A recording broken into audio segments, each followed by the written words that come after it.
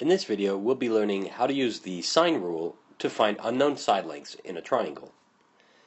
Now let's just remind ourselves of the formula we'll use to find unknown side lengths. So if we're given a generic triangle, which I'm drawing now, with vertices A, B, and C, which remember we label anti-clockwise, and we say capital A, capital B, and capital C, and side lengths A, B, C, which remember we label each of those opposite the angles A, B, and C in lowercase letters. So that would be A, B, and C. Now, to find unknown side lengths, we'll use the sine rule written in this format. We'll always put the side lengths on the numerator.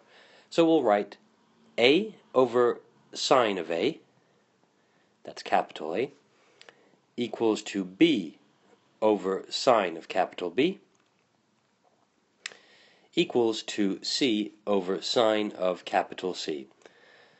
So I mentioned this in the previous video where we introduced the sine rule, but just a quick reminder, all that the sine rule here is really saying is that if I take any side length, let's say A, and divide that by the sine of its opposite angle, so in this case the angle A, then that will be equal to the side length B divided by the sine of its opposite angle. And in turn that will also be equal to the third side length divided by the sine of its opposite angle. Now it's better to think of it that way rather than memorizing A, B, C all the time. Now, let's see how this works with a couple of examples. But before we do that, let's see what we'll always need in order to use the sine rule to find unknown side lengths. And we'll just write what we need here. What we'll need. What we'll need. There we go. Now, to use the sine rule to find unknown side lengths, we'll always need the following two things. One side length and its opposite angle. And I'm considering this as one thing.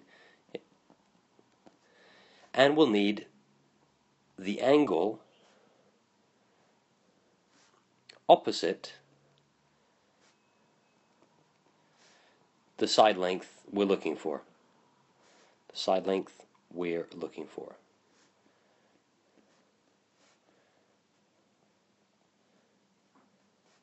Now these two things are important. You may want to write these down. Remember, if we're looking for a side length inside a triangle, to use the sine rule we need two things. First, we need at least one side length and its opposite angle, which I shall add here, opposite angle. And the second thing we'll need is the angle which is opposite to the side length we're looking for. Let's try and illustrate this just below. Let's say we're given a triangle here, and that we're asked to find this side length, which I'll just call x. Well, to find that side length, we can only find that side length using the sine rule if we're given this angle here, and we're given at least one other side length and its opposite angle. So that could be either this side length and this angle. So the side length that I'm highlighting in red here, either this side length and this angle, or it could of course be this side length and this angle.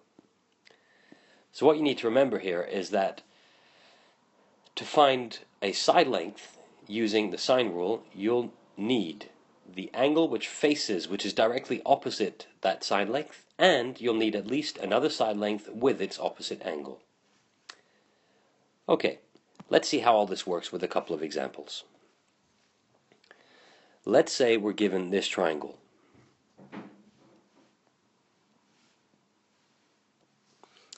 And we're told that this side length here is 8, this interior angle is 30 degrees, this interior angle is 20 degrees, and we're asked to find this side length x. Well, when we're given this type of triangle, we should really ask ourselves whether or not we can use the sine rule.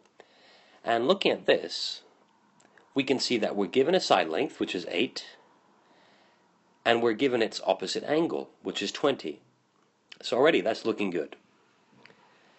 The second thing we notice is that we're looking for x, and we're given its opposite angle, 30. So we can definitely use the sine rule here.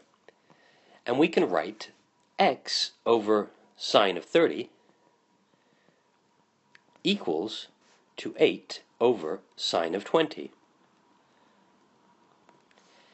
And if we rearrange this, multiplying both sides of this by the denominator here, sine of 30, then this will lead us to x is equal to sine of 30 times 8 over sine of 20. Now, using your calculator and rounding your answer to one decimal place, you should find that x is equal to 11.7, and in parentheses I'm specifying here, to 1, rounded to one decimal place. And there you go. We've just worked out the value of that unknown side length x, which was 11.7. Now, for the sake of completing our diagram, we can scroll back up for a second and just complete this here. X is equal to 11.7.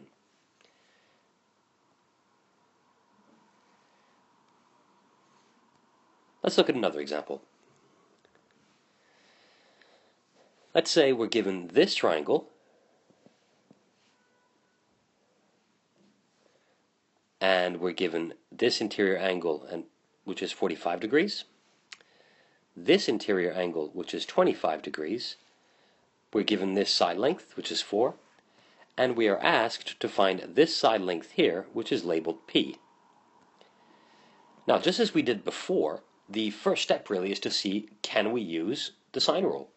Well, again, in this case, we can see that we're given a side length, 4, and its opposite angle, which is 25. So that's looking good. We're looking for the side length P, so we need to make sure that we have its opposite angle to use a sine rule, and we do. We're given 45 here. So in other words, we have a side length with its opposite angle, 25, and we have the angle which is opposite the side length we're looking for. So we can use the sine rule. And we can go ahead now and write P over sine of 45 equals to 4 over sine of 25. And now if we multiply both sides of this equation by the denominator we see on the left-hand side, which is sine of 45, this will lead us to P is equal to sine of 45 times 4 over sine of 25.